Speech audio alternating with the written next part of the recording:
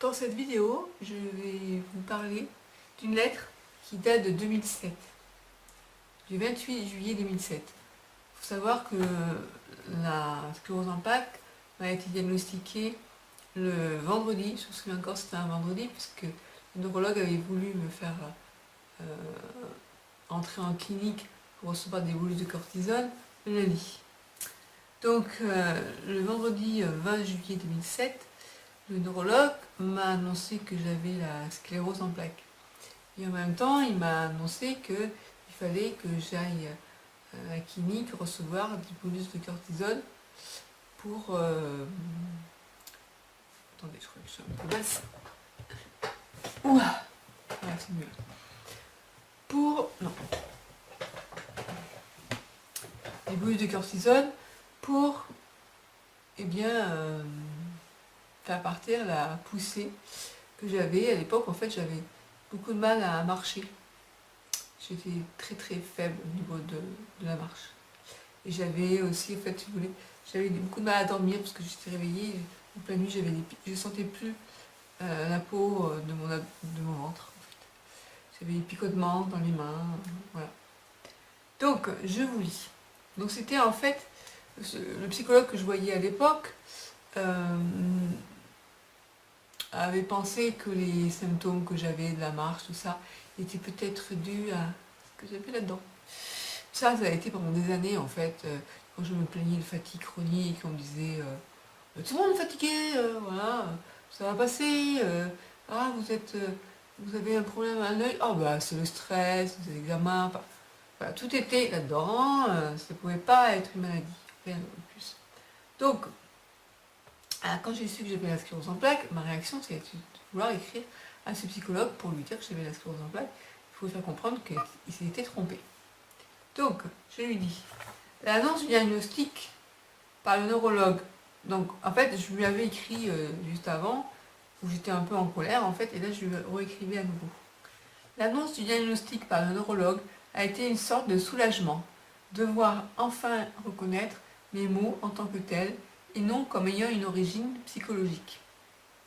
Ensuite, c'est le rejet et la colère contre le corps médical et toute référence à la psychologie qui sont apparus.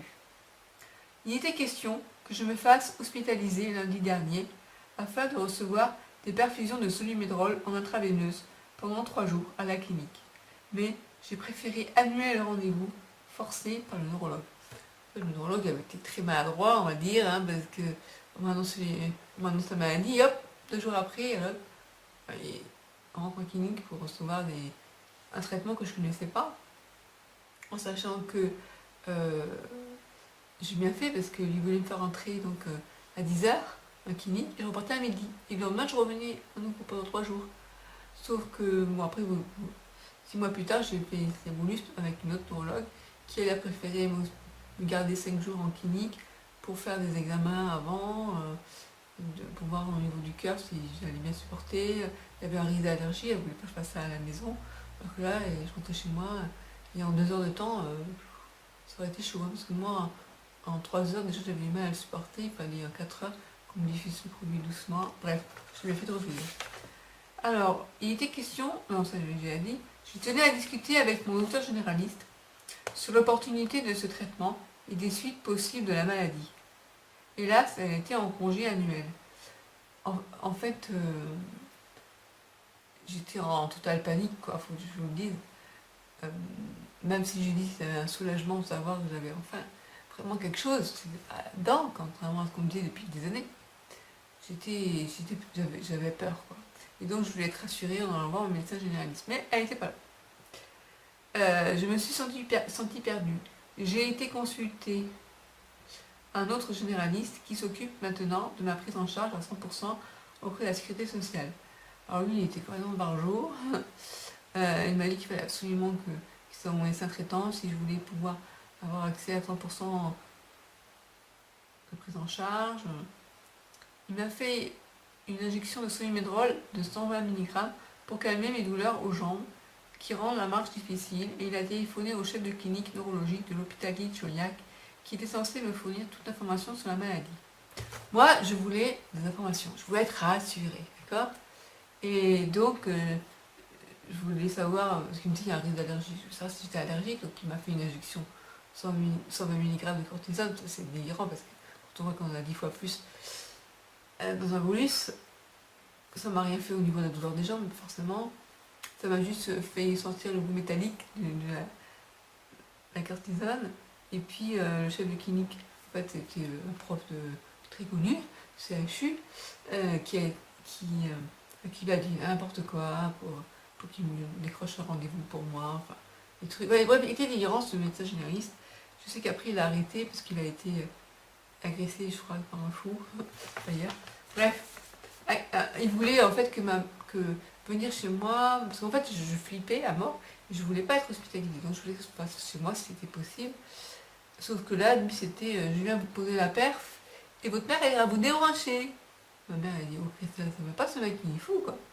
Alors, des questions que c'est pas à moi de faire ça. Enfin, en fait, comme il savait que c'est pas possible, c'était un traitement qui se faisait à l'hôpital, enfin, c'était, un cortisone à haute dose comme ça, il avait pris 10 solumedrol à 120 mg qu'il voulait mettre lui-même dans une perfusion pour me faire à domicile. Enfin, il est délirant, celui. Donc, on l'a pas fait. On a refusé, ma mère a refusé. Et après, quand j'ai été voir le professeur de CHU, il a été super méprisant. Il me remettait en question le premier diagnostic posé par le neurologue. Enfin, je vous passe les détails. Actuellement, je n'en sais pas plus. Le neurologue souhaite faire de nouveaux examens avant de pouvoir diagnostiquer la sclérose en plaques avec certitude. Il m'a dit qu'il y avait 99% de chances que ce soit la sclérose en plaques. Il s'agit d'un examen oculaire, d'une prise de sang, c'était potentiellement ok, je pense, et d'une ponction lombaire, puis d'un nouvel IRM à 3 mois d'intervalle avec les précédents. Ces démarches sont sans doute très professionnelles, mais ne correspondent pas vraiment à mon attente, d'autant que mon profil anxieux a été mis en avant comme s'il justifiait la non-reconnaissance passée de mes problèmes neurologiques par les simples médecins généralistes, pas aussi compétents dans ce domaine que les grands neurologues. En gros, le professeur CHU, c'était la pété, ça. Comment on dit ça? C'était pété en fait, du style, ouais, mais ce professeur généraliste, pour profil phobique, forcément, ils ne peuvent pas savoir. Nous, les grands neurologues qui partent dans des congrès, c'était un peu ça, quoi. Et moi, je m'en fous. Ce que je veux, c'est qu'on me rassure. J'étais pas là pour. Ouais, c'est pas parce que j'ai un profil phobique, anxieux, que j'avais besoin d'être rassurée, parce qu'on m'a annoncé une maladie grave. C'est pas évident. Tout le monde passait par là, j'irais pareil, je crois. D'après ce professeur, une ponction lombaire n'est pas une méthode invasive. Au pire, on a mal à la tête le lendemain, les jours qui suivent, enfin, ils s'en foutent, quoi, du malade. Mais qu'en penser provenant d'une personne qui dit dormir durant des IRM? Ouais, lui, encore, il s'est pété. Ouais, les IRM, moi, je dors dedans. Mais oui, mais on s'en fout de vous. C'est vous ou c'est moi dont on parle ici? C'était comique, la consultation. Bref, il est question pour moi de consulter un troisième neurologue. Je commençais à me dire, c'est quoi ces neurologues? Afin d'espérer enfin trouver quelqu'un qui soit une personne humaine avant d'être un docteur. Surtout une personne à l'écoute, quoi. Lors de ma dernière séance, j'ai tenté, alors je parle du psy, j'ai tenté de vous faire comprendre que je ne pouvais plus venir. En fait, il habitait au centre-ville, rue Foch, dans un vieux bâtiment avec des escaliers en colimaçon. Ouais. J'ai exprimé mes difficultés de manière indirecte, en parlant de la colère que ma mère avait, en ayant mis les espoirs dans la réussite d'une analyse. En réalité, j'aurais pu également parler en mon nom. En fait, ma mère, elle disait, ouais, tu vois, Christelle, je t'avais dit, tous ces grands psys là, qui te disaient qu'en allant les voir régulièrement, tu allais t'en sortir. C'était même pas ça ton problème, c'était pas psychologique, c'était la sclérose en plaques. Certaines phrases me restent en mémoire. Prenez un peu le soleil, ça peut faire du bien. Alors qu'en cas de sclérose en plaques, il faut éviter de rester au soleil, car la chaleur peut déclencher de nouvelles poussées. Pas tout à fait vrai, hein, mais bon. Il s'agit peut-être d'une tension sexuelle au sujet de mes problèmes de paresthésie. Ouais, parce qu'en fait, j'avais des impressions bizarres dans les mains, il me disait, c'est peut-être une tension sexuelle. Bon. Prenez tout votre temps pour monter les escaliers. Un peu d'exercice physique peut vous faire du bien. Garez-vous à l'autre parking. Vous avez l'air de mieux marcher ce matin, alors que vous m'aviez déjà dit ça la fois d'avant et que moi, je me sentais de moins en moins bien. debout sur mes deux jambes. En gros, je disais, oh, oh, ça va pas, et tout le monde disait, oh, ça va bien. J'étais dans le déni, quoi. Je regrette de ne pas savoir ou de ne pas oser m'exprimer réellement, dire ce qui ne va pas. Je réalise que si j'avais été plus assistante avec les docteurs, j'aurais sans doute été prise plus au sérieux. L'étiquette. L'étiquette de la phobie anxieuse semble me coller à la peau. Parce que j'ai fait un épisode de dépression avec phobie sociale en 95. En fait, c'était une poussée de troubles cognitifs qui a été diagnostiquée en tant que phobie sociale. Et j'ai réellement fait la phobie sociale et une dépression, hein, mais à la base, c'était ces symptômes que je ne comprenais pas. Mais n'aurais-je pas alors reçu l'étiquette l'emmerdeuse hypochondriaque? Finalement, ces étiquettes sont indispensables. Il faut bien rassurer ces chers médecins. Là, je me foutais de la gueule des médecins, je crois.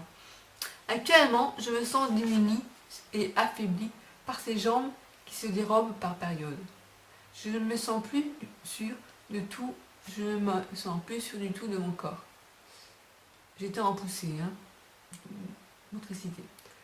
Je ne me sens plus capable d'aller au centre-ville comme je l'ai fait jusqu'à présent. Pendant quelques jours après l'annonce du diagnostic, j'ai ressenti une grande déception par rapport à tout rapport avec la psychologie, comme si je m'étais trompée depuis le début sur l'origine de mon état. Même le neurologue a parlé de problèmes cognitifs et dépressifs ayant pu être à relier à des signes de sclérose en plaques. Mais, passé cette émotion, je reconnais que rien ne peut être ainsi séparé. Les choses sont confuses, car mélangées. Un peu comme si on cherchait à savoir si c'est la poule qui a fait l'œuf ou l'œuf qui fait la poule. Et qu'il est indéniable que j'ai eu des problèmes psychologiques et des troubles psychosomatiques. Je pensais m'être bien préparée à l'annonce du diagnostic, mais je vois bien que même les neurologues ne savent pas fournir à leurs patients de réelles réponses. Le diagnostic ne peut être certain à 100% qu'à l'issue de nombreux examens et d'au moins 3 mois. L'évolution, le temps de refaire des IRM, l'évolution de la maladie est inconnue. Je flippais, quoi. Les traitements ne font pas toujours bien supporter d'un intérêt, parce qu'on m'avait dit que l'intérêt c'est 30% de réduction des poussées. Je n'arrive pas encore à me situer par rapport aux quelques informations données par les neurologues qui nous voient comme des patients ignorants ou des cobayes. C'est vrai que moi, le neurologue qui m'avait annoncé la sclérose en plaques m'avait dit des petits conseils à la con du style faut pas sortir en petit t-shirt en plein hiver parce que vous risquez d'attraper mal. Et alors, la fièvre pour les gens qui ont la sclérose en plaques, c'est pas bon. Enfin, vous voyez un peu le genre. Vous me disiez que j'étais un défi à la médecine. Moi, je pense que c'est surtout la maladie qui l'est. Et moi, un patient cobaye, mais qui réagit pour ne pas l'être. Je souhaite obtenir du neurologue que je vais consulter des informations sincères et une écoute, ainsi qu'une prise en charge médicale en cas de besoin, lors de futures poussées. Je sais déjà que je n'accepterai pas les traitements de fond. Effectivement, j'ai mis 3 ans avant d'accepter le premier traitement de fond, le 10 mai 2010. J'ai été voir mon homéopathe pour me faire aider autrement. Je veux voir un kiné pour un soutien physique. Pour le soutien psychologique, je ne sais pas. Je dois attendre septembre avant de pouvoir m'adresser de nouveau à une association qui organise la tenue de groupes de parole pour les personnes souffrant de sclérose en plaques. Là, j'ai fait partie du groupe de parole de l'APF.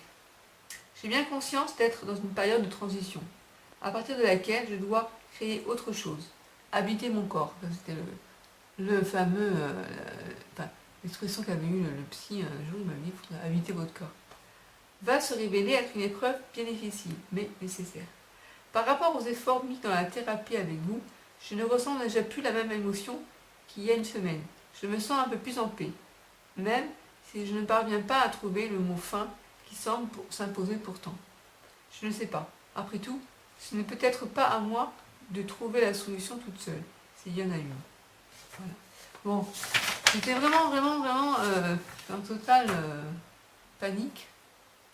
Et ça montre bien la rancœur entre les médecins et les difficultés que j'ai eues au début. Trouver une écoute, tout ça c'est pourtant primordial, quoi. Primordial.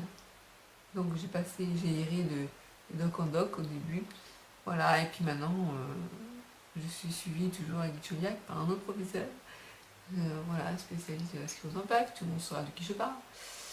Voilà, alors je dis pas que c'est toujours, mais ils ont rien de toute façon pour la sclérose en plaques secondairement progressive. Au début, il avait dit que j'avais une forme bénigne, parce que plus de 20 ans avec la sclérose en plaques, je suis encore en marché. Mais là, maintenant, il dit plus ça. Il dit je suis en forme secondairement progressive. Mais la maladie, vous voulez pas trop vite. Bon, maintenant, je trouve quand même. Mais bon. Voilà, voilà, ça m'a fait bizarre de tomber sur cette lettre. Je vais la détruire. Parce que maintenant, elle n'a plus lieu d'être. J'ai fait une vidéo là. Voilà. Et ça fait bizarre. Ça fait bizarre. Parce que, de toute façon, ça reste en mémoire. Donc, le diagnostic, on n'oublie jamais. Je lis, je me souviens encore, c'était un vendredi. Un vendredi 20 juillet 2007. J'y étais allée avec ma mère.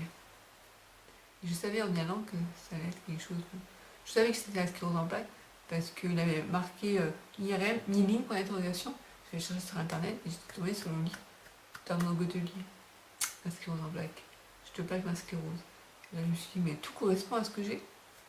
Et voilà, c'est internet qui m'a annoncé que j'avais la sclérose en plaques et quand il a confirmé, il m'a dit, ça ressemble à la sclérose en plaques.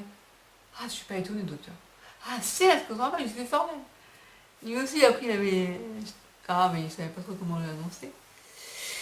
Voilà, voilà. Bon, bref, ça rappelle des mauvais souvenirs de ça.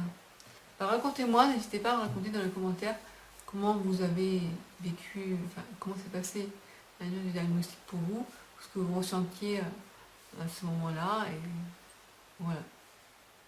Allez, à bientôt sur le blog lasep.com.